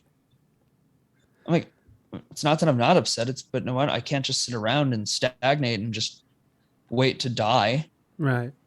Yeah, no, for sure. Those people are going to go off and do other things too. So it's like, why should I sit and be miserable? You know what? I have a fucking great song that just came out. Sweet Woman. You know what? I wanted to put it out. I sat around for years because, you know what? Other people didn't necessarily want to play it in the group. You know what? Boom. Coming out, during the pandemic, we put out the one song, Fix You Up. I'd had that a while. And you know what? There were things about it that I really didn't like. Gonna be honest. I love the song. It's one of my favorites that I wrote. But you know what? There are things I wish I was doing this now. I wish I was with Rise Up at the time. Because you know what? I think Alex Cooper has an incredible vision for what he's doing. I think he has a great idea about what's going on. And had I had the support of that, I think things would have been better. And you know what? I like that I'm being given the ability to have my vision go the way that it is. Yeah. And it's great. I have a solid rhythm section that are the guys that play with me all the time. Michael Lenosa on the drums and Jack Tucker on the bass. And Jack's kind of like our maestro. He, you know, sometimes if I'm like trying to get something explained, he's the man to do it. He can figure that stuff out. And in the studio coming through, you know, he's a master with arrangements and whatnot. And then we've got a couple really great guitarists who kind of play with us, including brother Dave from Long Island. He plays 10 shows a week. Yeah, that's the shit. Yeah, he's a working musician. And he doesn't sleep. Like, so we actually finally got some time to actually like rehearse with him because he's from Long Island. So it's kind of a haul, but we had a show that got rescheduled and I was like, you know what, Dave, still come. Get photos. We'll do that. So we stopped practicing probably around midnight. Wow. He didn't go to sleep until 5. And I went down at one point. He's practicing to a metronome on his acoustic, running scales to the metronome. And then he's practicing on the pedal steel with headphones in. Like, he's insane. We've got Derek O'Connor as well from OK and the Night Crew and his solo stuff. And he's amazing. He's a great friend. He's an incredible friend. And getting to have him play guitar, you know, we're very much the true rock and roll. You know, I wear the leather jacket. He wears the denim and it's Les Pauls and Marshalls blaring. And he's that guy. When I want that, he's there. And then I got Danny Ryler, who played with Toto, who he loves the precision. He loves Toto, those things. man. He played with Linda Ronstadt. Wow. He played with, you know, that scene. Steven Stills, all the guys in Crosby, Stills, and Nash. Like, he knew he was playing with those guys, and he likes rain. He likes things a certain way, and that's good for me because I'm kind of out there and insane. And it's not that he reels me in, but he makes my insanity tight. Yeah. So it's fun getting to play with the different guys, and I like the ability to have. I like my steady rhythm section. I like the fact that those guys are my boys, and no matter where I am, you're going to catch the 3 of us at least. Right. I like the flexibility of having those different guitarists because each show does have a different feel and it doesn't get boring and it doesn't, you know, everybody has their own fingerprint. Right. Yeah, that's cool, man. The idea of having your vision come to life, and I know what that feeling is too, where it's like you want to work with people that want to be there. You don't want to work with people who are just treating the band like a paycheck. You want people who are gonna actually put their input in and be there for rehearsals. It's like, but it's tough, man. It's really tough. It's a tough position to be in, to try to keep people together, try to keep attitudes in check, try to keep fucking, you know, keep people fucking tight, keep the band tight. It's a lot to take on. It really is. Are you a full-time musician or do you have a day job? So during the day, I get the opportunity to work with my dad. Oh, sweet. So again, I wanted to be a teacher and I get to still work in schools. I sell yearbooks by day. Oh, no shit. That's awesome. And it's kind of fun watching how one was kind of the supplement income of the other, and it's kind of switching around. That's great. Where that's becoming more and more of the right. And it's not that I don't care about it. It's quite the opposite. I love what I get to do. I get to do design stuff, technology stuff. I'm working, you know, I get to do demos in schools. I get to, work with advisors, and I'm finding out I get to know about the printing and the publishing industry. And it's a different kind of publishing than I'm used to, but you know what? I love being able to be in it. Yeah.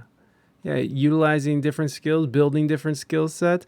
Where are you? Morgana says that you're going to be in her neck of the woods in October. And I think she's in Maryland. Are you playing Maryland soon in October, or Maryland in October? So, okay. So to her question, yeah, Yeah, we are at Maryland. We are in Oh, it's the Triogs Brewery. Trogs by Trogs. and Hershey. Her. Oh, in Yeah, Pennsylvania. Okay. yeah. Trogs Hershey. So what you would do, you go to the Bison Beer website and you can Google that. We actually have a code if you want to do just the after party. I think the code is literally dilemma, and you get like I think 10-15 bucks off of the ticket, and it's a great experience. You get a glass, you get 2 drink tickets, and you get to experience the craft industry. The craft brew industry is one of the most American industries there is. You're seeing every little bit of each piece of America. Every beer is going to taste different. I've got my beer fridge down on the other side there, and I've tried to save at least 1 or 2 from each place. I have a glass from each of these places we're playing, and it's wild. Each place tastes different. It goes down to the water. It goes down to what's being put in there. Yeah. Lancaster is better. Lancaster's very good. We were at the we were recently playing in Hershey. We were at the Englewood, and that's an amazing facility. The stage there was phenomenal. Yeah, there was over 1,000, or I think there was 1,000 people there that day. That was in each of these events. Yeah, you get 1,000 people showing up. It's wild. But that was the only one that's been inside because they have a real stage, and it was also 100 degrees outside. So like the indoors. God damn, that shit sucks, dude. Like that's the only okay. So I see. So that's not too far from Baltimore. Or yeah. So that's. I see. I see. No one thinks about how huge Pennsylvania is. Oh my God, it's fucking ridiculous. We were in like Watkins Glen, you're right on the border there, that Pennsylvania border. And we went to the most incredible barbecue place, Callier's in, I want to say it's, I've got the name of the town. In Sayre. So Callier's Barbecue Pit. In Sayre, Pennsylvania. Let's go. Like, I think one of the things I love about the whole touring thing is the organic discovery of places like that. Yeah. Literally right over the border in Pennsylvania. Like, oh, that looks good. Like it's one of those places that just from looking at it. Yeah, for sure. Could use, either the just painted place that looks like it hadn't been painted in 30 years, or the hasn't been painted in 30 years, and you know that vibe, the long driveway. You got the dirt, it's the dirt gravel driveway. You go in there and you smell it, and it's like, oh. Yeah, man. Oh yeah, I do miss that about tour, man. Is just sort of pulling up in different spots and finding cool places to eat, finding cool things to do. It's like, I mean, that's the best part of traveling is just like going and that's the best part of touring as well. It's like you're getting sort of paid to go and travel and meet people and to do different things, man, and experience life to the fucking fullest. I mean, it's interesting how people think that musicians are lazy and like, I don't know, they've never been on a tour before. It's like, it's not just, it's not just drive in and pump. Yeah. And I hate like, when I'm talking to people, they're like, "Oh my God, it sounds so fun and so cool." It's like, on the one hand, it's like, do I? It depends on what mood I'm in, how the show went, for sure, how tired I am afterward. It's like, because there are days I just want to be like, you don't know the half of it, you don't know the other side that goes into it, you don't know that you're sitting in a hotel, you'll be in a hotel room, barely able to sleep, and then when you finally you're finally able to sleep, you have to get up because it's 7:00 and your show's at 11 a.m. and you're, and there's not that side. People don't talk about that. People don't talk. You're sharing a room with somebody. You're, and you're dealing with all your problems while dealing with someone else's problems. You're not that there's problems. Yeah. Always. But people, but moods change. People have things go on. Yeah. Yeah. You're dealing with shit, and especially if you're driving all fucking day, and then you have to just go straight to the gig and go right to stage. I mean, that's rough too. Morgano, for the event at Trog's Brewery in October, do people have to participate in the bike ride thing, or can they just come watch the band play? So yeah, you can just sign up for just the after party, the race after party, and yeah, you go on their website. So they'll buy a ticket, and I think there's just the after party. Okay, There you go, tickets Morgana. available. Well, we're getting to our 2-hour mark here, buddy, and I don't want to keep you too much longer. I'm sure you're a busy man with a busy plan, but again, everybody, Sweet Woman is out now, and should we listen to the song? Should we pop it on? I would love to. Hey, another listen. I'm here for. We're gonna go for it. All right, so I'm gonna. So when I see the spec on the analytics, Ohio. There you go. You'll know what happened. What the oh, I just did. Sorry, Morgana. I didn't mean to reply to you like that. I got confused. Very aggressively. Look at the song. All right, everybody. Here, I'll switch over so you guys can sort of see the artwork too, because that's nice. So here we go. We're gonna look at it. I'm gonna love the song. I followed the band, and so this is your only song that's out. So Corey Rieman and the Dilemma Band, because you can find our old stuff, the Dilemma Band. Okay, so it's just the Dilemma. Okay, so I see. So all right, let's listen to this. I'm gonna mute myself. We'll listen to this song, and then we'll come back and we'll wrap up. And let's do it.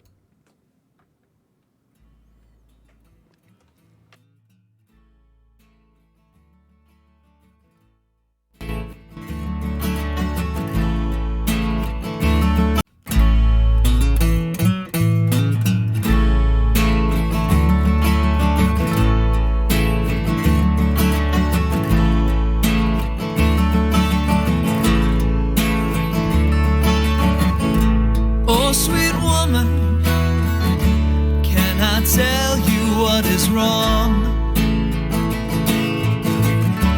Make the sad songs cease to sing.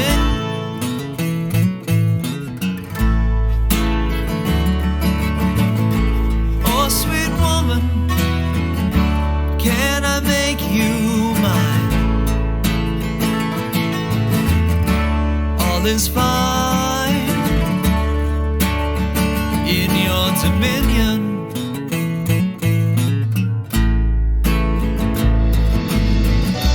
Tell me all you wanna hear.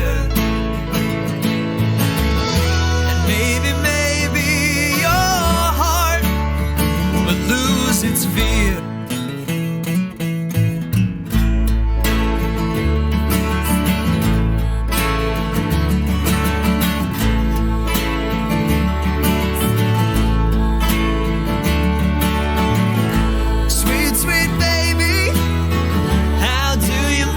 Sunshine. It ain't out of line for me to ask you such a thing.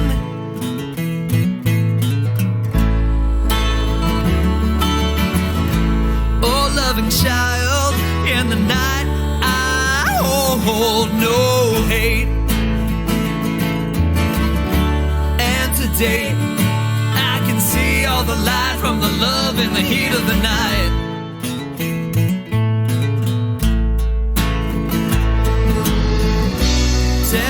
Tell me all you wanna hear. And maybe your heart can lose its fear.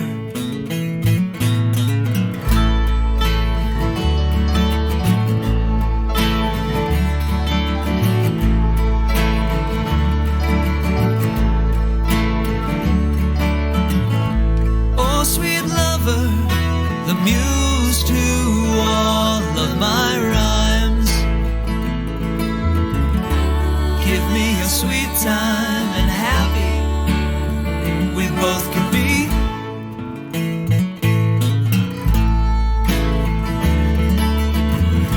And oh, sweet woman, I never wanna be alone.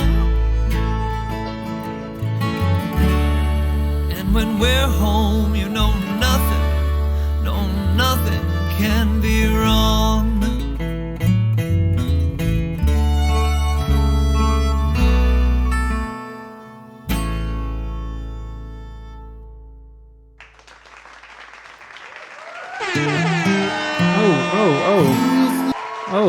Kept going. All right, that was Sweet Woman by Corey Rieman and the Dilemma Band, everybody. I hope you all enjoyed that. I know I did. Yeah, that is a different vibe. Mighty, thank you so much for those biddies. You're too kind.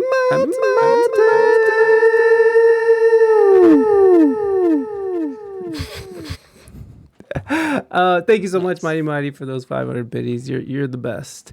So I heard a lot of stuff going on in there, and it is such a it's a different change, especially from that other tune that has that dancey punk, not punk, but pop rock sort of.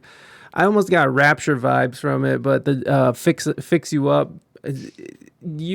So is I didn't know that the Dilemma Band had a different whole catalog, so I didn't get to listen to all that. All I had was Fix You Up. So is that other catalog much more in that vein? And then now you're going in this direction? I mean, because even your solo stuff is more in this direction as well, like just singer-songwriter type stuff. I think it's always kind of coexisted. And if you look, our debut album, Land Ho, that has you have a range on there of music. Some of the more sonically intense stuff that's similar in the vein of Fix You Up is there. And again, that song has been around since I was in high school. I wrote that in high school. I wrote Sweet Woman in high school. Oh, okay. And a few of those songs were written around the same time. And then there's some stuff that's more in the vein of the Sweet Woman kind of thing. It's an indie album. It has, I hate ever trying to put someone as an acoustic artist or an electric artist, or a song as an acoustic song versus an electric song. I think a song is going to manifest. It shouldn't be defined by the tools that are used for them, just as much as we don't say that, a song is a Strat song versus a Les Paul song. Fair enough.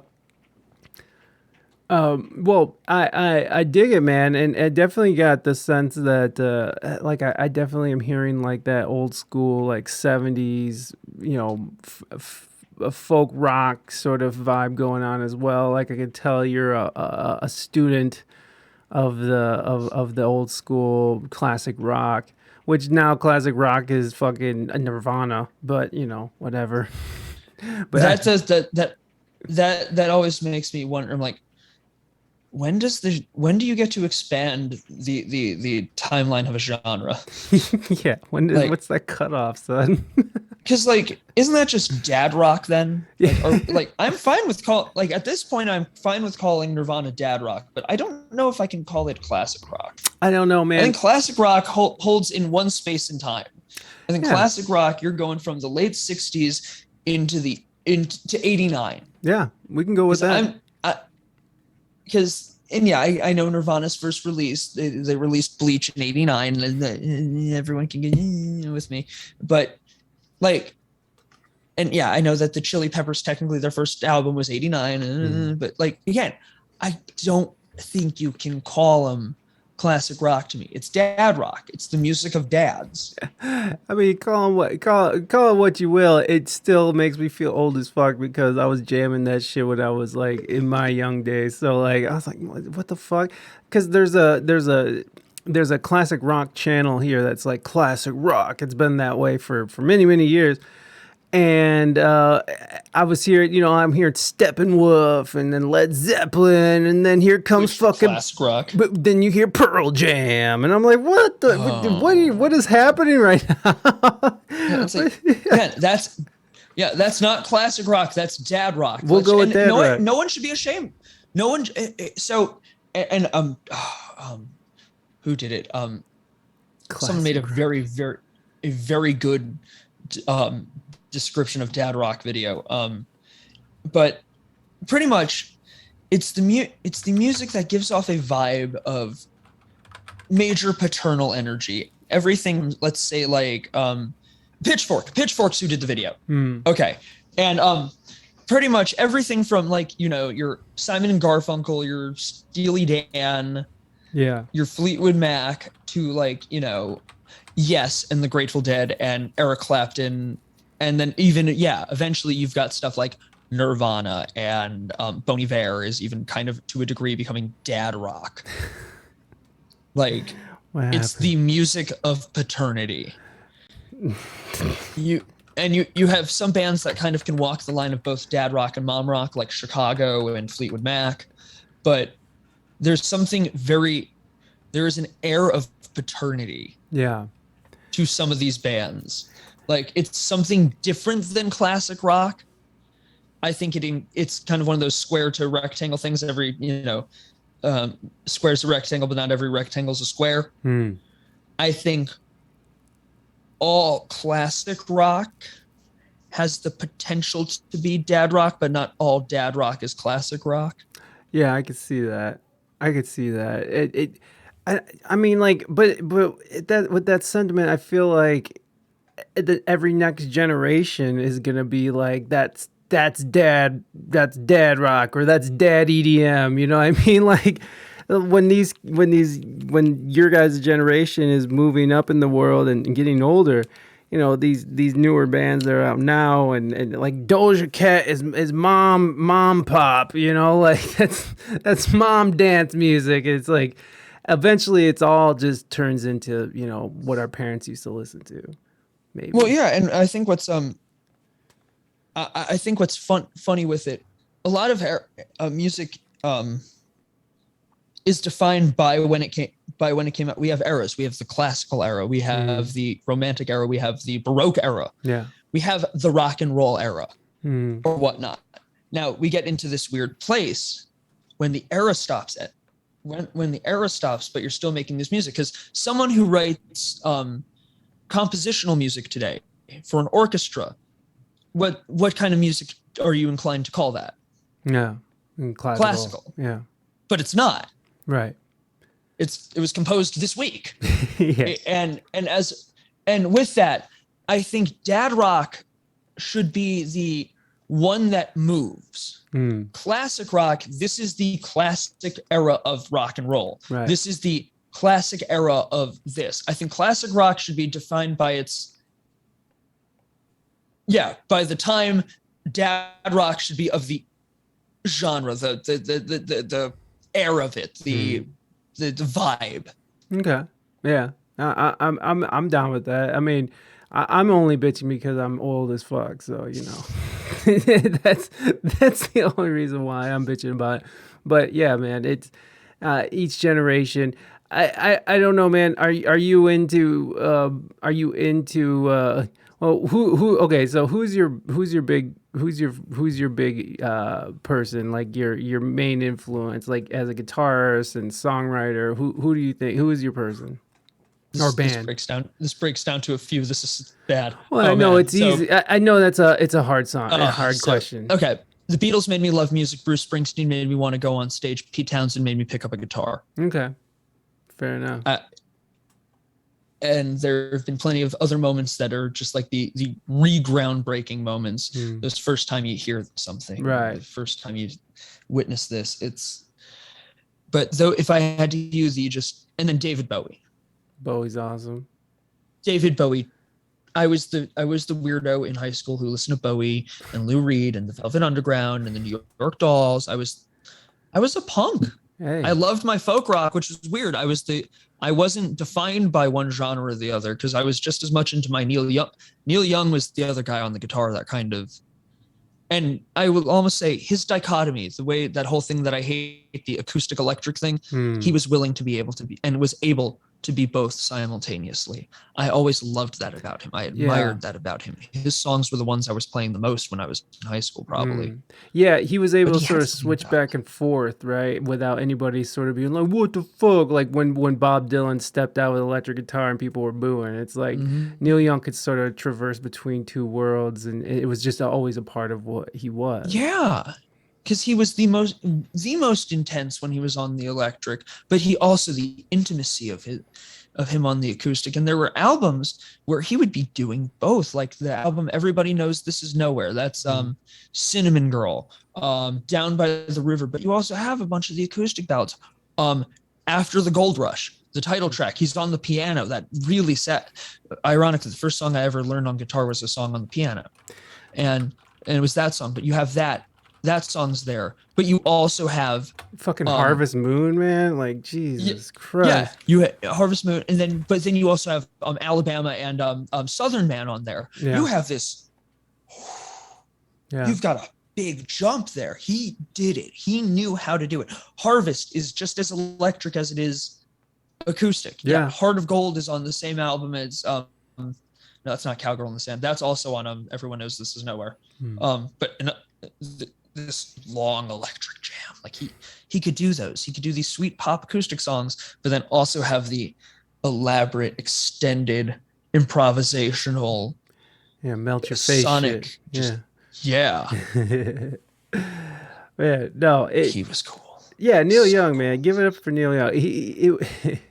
Not to take into political sense, but like he when he was doing all that, like I'm taking my music off of Spotify thing, I think he ended up putting it back on. I think Spotify ended up. Or Crosby, Stills and Nash ended up putting their stuff. Was back. that who it was? Okay, so they're just, three of them, and he's fuck our scruples. We need that money, which is not that much money. But I think Neil Young. What is it? Neil Young. He sold his whole catalog recently. I think so. He's one of them. I know Bob Dylan sold his for $300 million. Yeah, it was a absurd amount of money. Like, but not really. It's really not. No. His catalog wasn't just his songs. His catalog, it was his and the band and a few other people. Yeah. No, it's a weird time with music. I know a lot of people are upset about that, and they're like, it's like you're selling your legacy short with all that. But are they? I don't know. No, you're preserving it because you know what? Those companies now have to keep that stuff going. You need to, because they've put the investment in. Right. So yeah, the Beach Boys stuff got sold. Bruce Springsteen sold his stuff. I'm sorry, if Bob Dylan and Bruce Springsteen are both comfortable with selling their catalogs, yeah, there's something to be said. Who is anyone to say anything? Man, I could talk about this shit all day, but I'm going to let you go, my friend. Thank you so much for coming on the show. And no problem. Thank you so much for having me. No, I had a blast, man. Hey, you broke me down into areas I never thought I'd be talking about. So broke you down like you're a wild stallion. Oh, God. Your mouth to God's ears. Oh, well, thank you very much. That's very kind. Again, yes. Is there anything that's coming up besides your tours and your shows? Oh, Reina, thank you so much for those claps. I have the alerts off. Yeah, no, probably. Yeah, so probably I'd be doing a terrible job if I didn't say again, stream Sweet Woman. It's out now on whatever your favorite streaming service is. Drop that link again, folks. Go out and get it. If you're in the Hartford area, tomorrow, Thursday night, we will be at the Park Film Market, where we are every month for the second Thursday of the month. We will be at the Greatest Bar this Friday on Friend Street in Boston. I'm trying to think of anything else big. Yeah, we'll be at Smutty Nose Brewing Company on July 23rd for the Bikes and Beers. We'll be at Morristown Beach in Connecticut. A bunch of stuff coming up. Go to our website, thedilemmaband.com, for even more updates. And for more places where you can find our streaming and other various, gorgandizers. I don't know. Gormandizers. Go out and get yourself some Dilemma Band, y'all. Man, thank you so much. And if you're listening on the audio, I made sure to drop the links in the show notes. So go and make sure you get in those show notes and support your boy, Corey Rieman. Thank you so much, my friend. I'll be in touch with y'all. Thank you. Thank you. All right, man. Peace.